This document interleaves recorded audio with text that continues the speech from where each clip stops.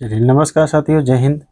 चलिए part number 3 है और ये सबसे इम्पोर्टेंट प्रश्न इस जो प्रश्नावली कक्षा 10 2.2 का है। सबसे इम्पोर्टेंट प्रश्न ये वाला है और इसके बाद वाला जो 5वां इसी वीडियो में आएगा, वो दोनों प्रश्न बहुत इम्पोर्टेंट है, कई बार पेपर में पूछे भी गए हैं। तो चलिए वीडियो में आप अंत तक बने रहें। अगर आपने पहला और दूसरा पार्ट नहीं देखा तो आपको आई बटन ये ऊपर आपको दिख रही होगी, यहाँ पर भी वो वीडियोज़ मिल जाएंगे और साथ ही आपको डिस्क्रिप्शन बॉक्स में भी इसका लिंक दिया गया है, वहाँ से भी वो वीडियोज़ आप देख सकते हैं। चलिए अब हम यहाँ देखते हैं कि यहाँ 4u² और यहाँ पर 8u है। यहाँ हम क्या करेंगे कि यहाँ हम देख रहे हैं कि दोनों जगह अगर हम इसको ऐसा लिखना चाहें तो 4u² तो 4u इंटू यू लिख सकते हैं इसको 2 बार, प्लस 8 को हम लिख सकते हैं 4 गुणे 2 गुणे u, ऐसा हम इसको लिख सकते हैं। बिल्कुल, यहाँ हम देख रहे हैं कि 4u यहाँ भी है और 4u यहाँ भी है, तो 4u यहाँ से हम क्या ले लेते हैं, कॉमन ले लेते हैं, बचा क्या u, और प्लस में क्या बचा 2 बचा। तो यहाँ पर हम इसको उसी तरह लिख दिए। चलिए उम्मीद करते हैं कि यहाँ तक समझ में आया होगा। अब हम इसमें क्या करते हैं कि ये हमारे फैक्टर्स हो गए। अब यहाँ पर हम लिख लेते हैं कि 4u बराबर 0, u बराबर कितना होगा, 4 गुणे में है तो चला जाएगा बटे में, तो अपॉन में 4, तो u बराबर कितना आ गया 0। ये पहला हो गया। अब हम लिखेंगे u प्लस 2 बराबर 0, तो u बराबर कितना हो जाएगा, 2 इधर आएगा तो -2 आएगा। तो इसके जो शून्यक हो गए वो क्या हो गए, 0 और -2 हो गए। उम्मीद करता हूँ कि यहाँ तक आएगा। एकदम इजी प्रश्न है और ये कई बार पूछा गया सवाल है। चलिए अब हमें जांच करना है, तो यहाँ हम लिखते हैं जांच। जांच में पहले तो हम जान लेते हैं ए बी सी के, यहाँ से मान जान लेते हैं। यहाँ ए के ये जो व्यापक रूप होता है ax² प्लस bx प्लस सी, यहाँ से a का मान हम देखेंगे कि a बराबर 4 लिखा हुआ है और वहीं b बराबर 8 लिखा हुआ है, c नहीं है तो c का मान हम क्या मानेंगे, 0 यहाँ पे मानेंगे। उम्मीद करते हैं कि आप लोगों को समझ में ये चीज़ आई होगी। चलिए हम लिखते हैं अल्फ़ा इंटू बीटा बराबर अल्फ़ा प्लस बीटा, पहले करेंगे तो -b/a। चलिए अल्फ़ा का मान हम देख रहे हैं कि 2 है तो हम 2 लिख दिए, अल्फ़ा का मान 0 है तो 0, प्लस बीटा का मान -2 तो -2 बराबर माइनस चिन्ह है तो माइनस बी का मान हम देखेंगे यहाँ से, तो बी का मान 8 है तो हम यहाँ पर 8 लिख दिए, और फिर b/a का मान 4 है तो हमने 4 लिख दिया, प्लस गुणे यहाँ माइनस करोगे तो -2 आएगा, और 4 से इसको काटेंगे तो 4 दूनी 8, इधर भी कितना आ गया -2 आएगा। उम्मीद करते हैं कि यहाँ तक आप लोगों को समझ में अच्छे से आ गया होगा। चलिए अब आगे जांच हम करते हैं। आगे जांच करेंगे तो अल्फ़ा इंटू बीटा करेंगे, तो अल्फ़ा इंटू बीटा बराबर क्या होता है, c/a।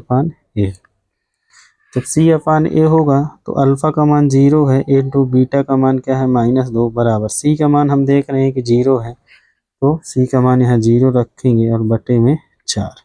हम चूँकि जानते हैं किसी भी संख्या में 0 का गुणा करेंगे तो वो संख्या 0 हो जाएगी, और कोई भी संख्या से 0 में भाग करेंगे तो भी वो क्या हो जाएगी, 0 हो जाएगी। तो हम देख रहे हैं कि दोनों पक्ष बराबर आ गए, अतः ये हमारा प्रूफ हो गया। और एकदम से सरल प्रश्न था और कई बार पूछा गया प्रश्न है, तो उम्मीद करता हूँ कि आपको समझ में आया होगा। अब प्रॉपर तरीके से इसका स्क्रीनशॉट भी ले सकते हैं। अब चलते हैं, हम बढ़ते हैं अगले प्रश्न की ओर, जो बहुत ही इम्पोर्टेंट प्रश्न है। चलिए 5वां नंबर प्रश्न कई बार पूछा गया है और इस बार भी आने के इसके 100% चांस हैं। तो चलिए हम देखते हैं t² - 15। अगर इसको हम लिखना चाहें t² बराबर t² - 15 बराबर हम 0 कर लेंगे, तो कितना हो जाएगा, t² बराबर कितना आ जाएगा 15। कई तरीके भी हैं इसके, आप रूट लगा के भी हल कर सकते हैं, नहीं करना है तो जैसे आपको सही लगे वैसे। यहाँ से स्क्वायर हटाएंगे तो इधर रूट लग जाएगा, तो t बराबर कितना हो जाएगा, √15। और चूँकि हम जानते हैं कि रूट का मान प्लस और माइनस में होता है, अतः यहाँ पर t बराबर कितना आ गया, √15, और दूसरा t का मान जो आएगा वो कितना आएगा, -√15। आप इस तरीके से भी कर सकते हैं, और दूसरा तरीका भी मैं यहाँ बता दे रहा हूँ आपको। जो तरीका आपको सही लगे वो हम कर सकते हैं। यहाँ पर यहाँ लिखा है t² - 15, तो इसको हम क्या लिख सकते हैं, t² - √15 का स्क्वायर। इसको हम रूट 15 का स्क्वायर लिखने का मतलब क्या हुआ बेटा, तो रूट 15 गुणे हम रूट 15 लिखेंगे तो कितना आएगा, 15 आएगा। उम्मीद करता हूँ कि आपके समझ में आया होगा। तो यहाँ हमने रूट 15 का स्क्वायर कर दिया। अब हम ये देख रहे हैं कि ये क्या बन रहा है, ए स्क्वायर माइनस बी स्क्वायर बराबर क्या होता है, ए प्लस बी और ए माइनस बी, ये होता है सूत्र। तो यहाँ से अगर हम करेंगे तो ये हो जाएगा टी स्क्वायर माइनस, ये देखिए टी स्क्वायर माइनस रूट 15 का स्क्वायर, तो ये क्या हो जाएगा, ए प्लस बी यानी टी प्लस रूट 15 और साथ ही यहाँ क्या हो जाएगा, टी माइनस रूट 15। अब यहाँ हम लिखेंगे यदि यदि टी प्लस रूट 15 बराबर 0, तो टी बराबर कितना आ जाएगा, रूट 15 इधर आएगा तो माइनस रूट 15। साथ ही T plus T minus root 15 बराबर 0, तो टी बराबर क्या आ जाएगा, प्लस रूट 15 आ जाएगा। तो यहाँ हम देख रहे हैं दोनों तरीके सही हैं, जो तरीका आपको सही लगे आप उस तरीके से कर लीजिएगा। चलिए दोनों में वही आंसर आ गया। तो यहाँ माइनस रूट 15 और प्लस रूट 15 इसके क्या आ गए, शून्य आ गए। अब हम जांच करते हैं कि अल्फ़ा प्लस बीटा बराबर, यहाँ हम लिख देते हैं जांच, अल्फ़ा प्लस बीटा बराबर क्या होगा, अल्फ़ा प्लस बीटा बराबर होगा माइनस बी बटे ए। चलिए माइनस बी बटे ए। अब हम जब इसको करेंगे अल्फ़ा प्लस बीटा बराबर माइनस बी बटे ए, तो अल्फ़ा का मान जो है वो अल्फ़ा का मान कितना यहाँ पर मिला, माइनस का रूट 15, और बीटा का मान क्या मिला है, प्लस का रूट 15 बराबर माइनस बी का मान हम देखेंगे तो यहाँ हम देखेंगे कि टी स्क्वायर यानी ए का मान यहाँ पर दिया गया है कितना, यहाँ हम लिख देते हैं ए का मान दिया है 1, बी वाला भाग है ही नहीं तो बी का मान 0 और सी बराबर कितना होगा, -15। चलिए तो यहाँ बी का मान नहीं है तो 0 और बटे ए का मान कितना है 1। यहाँ हम देख रहे हैं कि रूट 15 प्लस में है और माइनस में है, सेम संख्या, एक प्लस में एक माइनस में है, तो ये 0 हो जाएगी और यहाँ पर भी क्या आ जाएगा, 0। यहाँ अगर आपको समझ में नहीं आया तो आप इस तरह समझ सकते हैं कि -5 या और +5 वही संख्या प्लस में वही संख्या माइनस में है, तो अगर घटेगी तो कितना आएगी, 0। वही चीज़ यहाँ भी है। उम्मीद करता हूँ कि यहाँ समझ में आप लोगों के आया होगा। चलिए अब हम करते हैं अल्फ़ा इंटू बीटा बराबर C/A। अल्फ़ा का मान है माइनस रूट 15 और बीटा का मान कितना है, रूट 15 बराबर कितना आएगा, सी का मान कितना है, -15 और ए का मान कितना है, 1। हम जानते हैं कि रूट 15 गुणे रूट 15 करेंगे तो 15 ही आएगा और माइनस चिन्ह है तो माइनस बराबर, इधर भी -15 आ गया।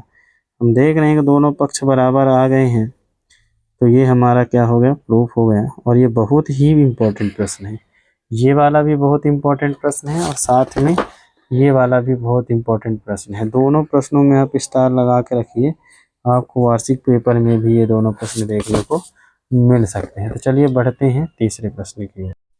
चलिए अब हम देखते हैं छठवां नंबर प्रश्न।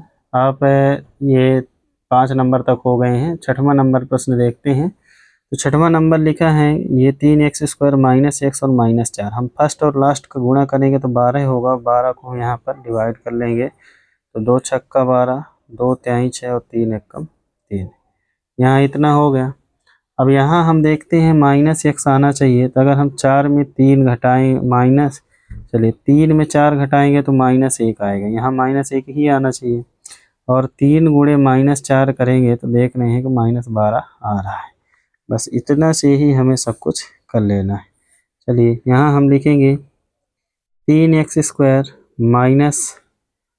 -3x और +3x और -4x -4। यहाँ देखिए कि 4x में 3x घटाएंगे तो -x आएगा, और यहाँ पर हम देखते हैं कि 3x यहाँ भी है यहाँ भी है, तो हम 3x कॉमन ले लेते हैं और यहाँ एक x बच गया तो ये x और +1। यहाँ -4 दोनों जगह दिख रहा है हमें, तो -4 कॉमन ले लिए तो कितना बच गया, x -1, माइनस चिन्ह बाहर है तो प्लस आएगा यहाँ पर, x +1 और यहाँ आ गया 3x -4। ये आ गया इसके गुणनखंडों में। शून्य निकालना है तो हम लिखेंगे x + 1 बराबर 0, x बराबर कितना आएगा -1। हम आगे लिखेंगे 3x - 4 बराबर 0, तो 3x बराबर कितना हो जाएगा 4, तो x बराबर कितना आ जाएगा 4/3। ये हो गया। तो शून्य क्या क्या हो गए -1 और 4/3, ये इसके शून्य हो गए। अब हम जांच कर लेते हैं इसकी,